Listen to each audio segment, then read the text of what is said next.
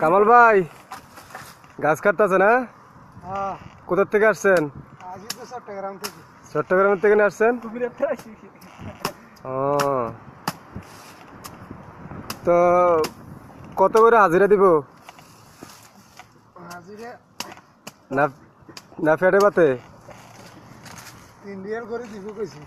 3 Real? হ্যাঁ, তো ভালোই তো। এই কেডা এ আপনার সার্কিট? হ্যাঁ ভাই, হের কত হাজিরা? 2 রিয়াল? 1 Real 1 Real. 1 রিয়াল? হ্যাঁ, আইও ভাই। ওই কন্টেনার আসছে। না মাল কোন না। না ঠিক আছে, অসুবিধা নাই।